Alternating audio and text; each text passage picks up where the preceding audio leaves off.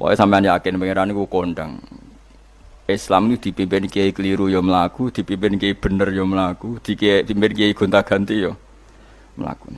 Teng TV ya sering ana berita ustad sodomi, ustad ngene-ngene. Wong ya ora terus gedeng Islam, ya nyalahno ustad iku. Ya ana Islam dibajak, ekstremis ya muni Islam, sekuler ya muni Islam, liberal ya muni Islam. Ya Islam ya baik-baik saja. Ora ana masalah kan, biasa mawon. Iku ramene dunyo. Riyen Rasulullah niku rak sae-saene tiyang niku mawon disisipi tiyang munafik. Karena ndak ada cerita pendapat itu memuaskan semua napa pihak. Rasulullah rak kesayangane pangeran. Niku pun ndak bisa memuaskan semua orang. Sehingga orang yang kecewa ya jadi munafik. Pemenang terima kiai, terima presiden, terima kapolri, terima pangam, enggak bisa. Apapun konsepnya itu enggak bisa. Mesti ada yang setuju pendekatan ekstremis itu persuasif. Sing sitok gak harus tegas. Kalau gak tegas gak bisa membasmi akar-akarnya. Sing jare persuasif, nak tegas mereka dendam malah kacau negara.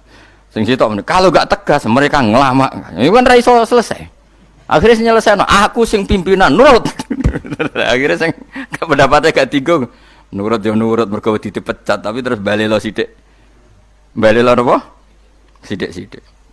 Masjid ge ngoten nasibe, kiai ge ngoten. Kulo nak di murid kuatah, di santri kata sing kiai ge kata. Wono kiai niku sowan kula, Gus, masjid iku ape nganakno zikir Ramadan. Dadi 24 jam full mulai bar subuh sampai sahur. Saking semangate ibadah Ramadan. Terus ibadah ning dia muni takok, ya teng masjid, Gus. Dadi masjidé ben makmur, terbaik masjid makmur. Tak omongi. Lah apa ngarit itu ora ibadah. Apa dadi satpam mergawe iku gak ibadah. Apa nyupir angkot golek nafkah ibadah, kiai kok goblok kira karuan aja muni ngono. Astagfirullah, iki ora urusan iku, Gus. Ya urusane mergo ke takmir dadi ben keren, pas ke takmir masjid rame ngono. Berarti sing nama baike kan kuwe. Nek pengiran ra butuh iku, pengiran kepingine seorang bapak golek nafkah. Anake kepingine sekolahan ya satpam teko, ora teko alasane itikaf. Kepingine pengiran ya bis sing tetep jalan, dadi wong sing nyetop iku ana bis aja kok mandek mergo itikaf ayo muni. Kecewa lho. Wis bae ku piye dicapik ra ndukung. Padahal mek kula yo nyucup yo hormat, tapi tetep gremeng mergo idenya enggak keturutan. Ya kula yo ngerti rai-rai ngono iku yo biasa wae cara kula biasa. Tapi suwe-suwe yo sadar den. Bareng ngajak wong do ora gelem, akhirnya sadar. Jebule ngandel jenengan nggo sembang kula yo suwe wong luwih ngandel aku timbang kowe. Lah bento tapi ngandel kowe ya. Wong aliran sesat ta. Ya masjid itu anggere sono salat jamaah iku ya wis rame cara pangeran. Ora perlu rame banget. Nak rame banget terus bakal pentol leren, satpam leren, supir angkot leren. Nah, iku jek sepele. Dokter leren. Wong ape lara. Ape lara ape berobat ra iso. Nak larane emergensi astagfirullah minamikum taqabbal ya karim. Ajane semburu leren maling leren, copet leren. Iku ape nek iso ngumpul iku. Makanya ngaji itu ngambil wong alim kan, karena orang alim itu yang tahu duduk perkaranya agama. Seorang lagi yang tahu duduk perkaranya agama. Nabi itu kalau ngendikan itu sampai sahabat itu gak bisa menampung. Kadang menyebut kebaikan satu majelis sampai 63 sampai 70.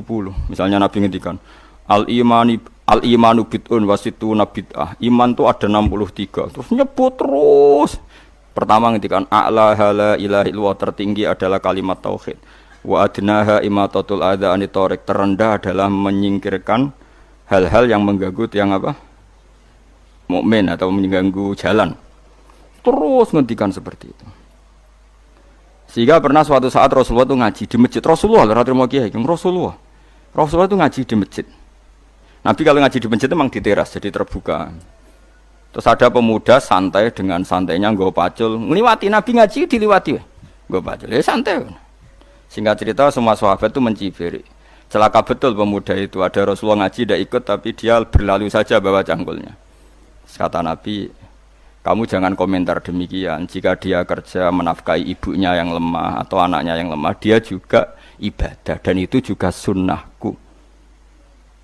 Akhirnya sahabat mereka sadar. Jadi untuk meramaikan Islam itu tidak harus semuanya ngaji di masjid. Yang ngapain kerja ya ben kerja. Yang penting orang dadi germo. Orang pengedar narkoba itu. Nah, itu ora kerja Kang, perusakan. Jadi sebetulnya orang tuh nggak bisa mengatakan kerja mau pengedar narkoba itu ndak, pengrusakan tuh namanya. Tapi kayak adol pentol terus hal-hal yang halal itu namanya apa? Kerja. Dan kerja itu ibadah. efek dari pikiran ulama yang seperti ini, akhirnya masjid daerah ulama itu sepi-sepi. Mergo ngomong ngono terus wong wae nak ngono ora perlu ning masjid. Lah iku kesimpulane sing salah. Kok terus kesimpulane nak ngono ora perlu ning masjid bar saiki.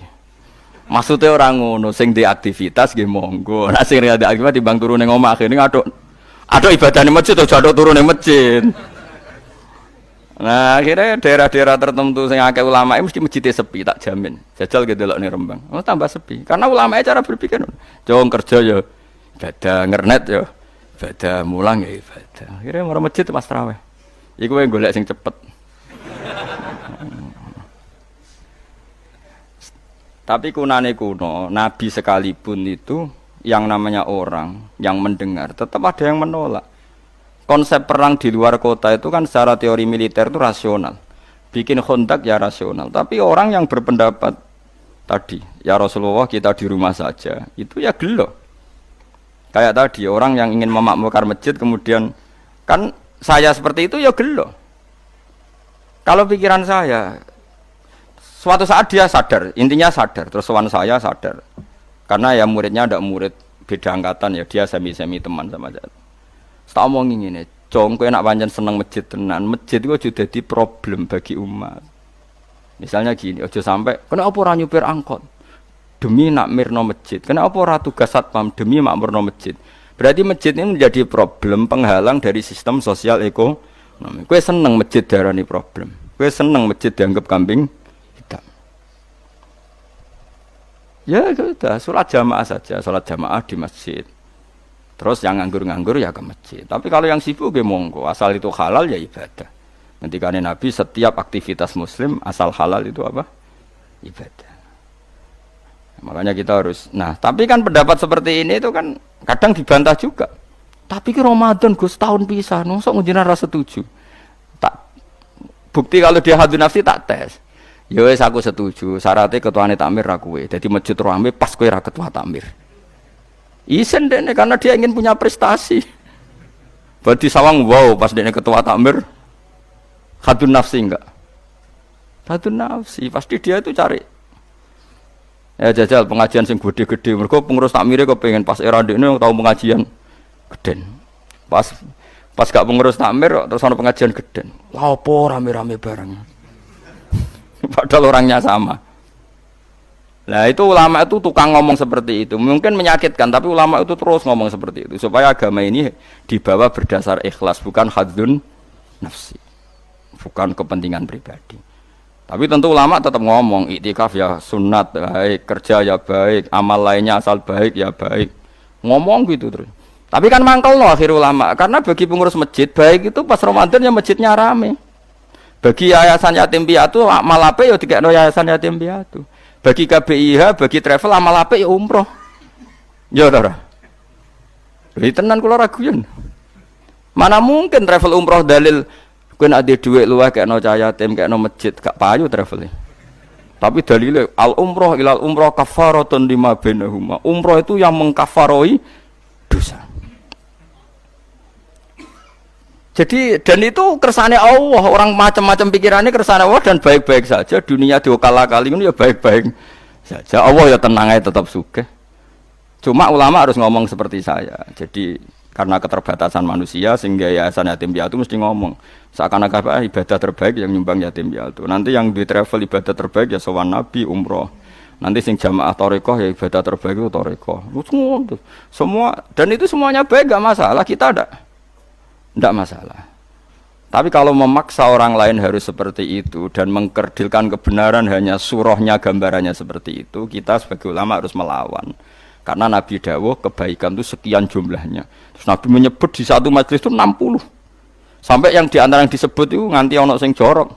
Wa fi buti ahadikum sedekah. Kowe ngeloni bojomu iku sedekah. Sampai sahabat takok, "Ya Rasulullah, masa urusan gitu ibadah?" Ayat ahaduna syahwatahu wa huwa alaihi ajrun. Masa urusan kelon itu ganjaran ibadah. Terus Nabi jawab, kata Nabi, "Faqih falawadu'a fi haramin akana alaihi wisrun." Kalau andikan dia meletakkan mental seksnya atau aktivitas seksnya di luar yang halal, apakah itu tidak dosa? Iya ya Rasulullah. Terus kata Nabi, "Wa kadzalika," begitulah kalau diletakkan di halal dia juga dapat apa? Paha. Terakhir Nabi ngendikan takufu syarraka anin nas fa innaha shadaqatun minka ala nafsik. Jika kamu itikaf di masjid tidak bisa, adol pentol tidak bisa, jadi satpam tidak bisa, aktivitas sosial yang menguntungkan orang lain tidak bisa. Takufu syarraka anin nas. Yang penting kamu tidak berbuat buruk yang merugikan manusia. Sehingga sampai ada riwayat dari orang sufi, ibadahnya orang zaman akhir itu tidur. Karena tidur itu gak ganggu wong. Iya. Paling bojo tok sepeten. Tapi kan yo nyopet yo ora, zina yo ora, ndelok wong ayu yo ora. Nah, itu sampai Nabi terakhir nyebut. Dari sekian kebaikan tuh kalau gak mungkin kata Nabi takufu syarraka anin nas fa innaha shadaqatun minka ala nafsik. Sementing kamu tidak melukai atau merugikan orang apa? Sehingga misalnya ulama kok ngerti ada orang tidur di rumah, wong apik, gak ganggu wong. Ana bajingan mati, wong apik, ora iso bajingan meneh. Nah, akhirnya masyhur anggere ana bajingan mati, kiai tenan, saya nggih mayit niku, wong gak siap muni saya. Bajingan sih. Saya padahal ning atine kiai nek mati ya apik, dong ora iso bajingan. Akhir dari bajingane ya wis mati. Lha sekarang ngakhiri bajingan apik ta elek? Apik. Berarti matine elek ta apik? Apik. Maksudnya kiai ku apik mati ini ora apik wonge. Lah wong gak trimo pikirane apik iku. Wonge, lah kiai wis ndake pinter maksudnya. Apik nggih niki. Ngomong keberatan. Ayo mun apik. Ya sesuk kan wedi yo. Nggih apik. Lah itu ilmu. Jadi ngaji ilmu itu orang harus punya kesiapan pendapat meskipun itu kita tidak siap. Wa wasa antakrahu syai'a wa huwa khairul lakum. Pendapat meskipun kamu kadang tidak cocok, bisa saja menurut Islam itu ini lebih apa? Baik. Karena tadi kebaikan itu sekian bentuk. Bisa ulang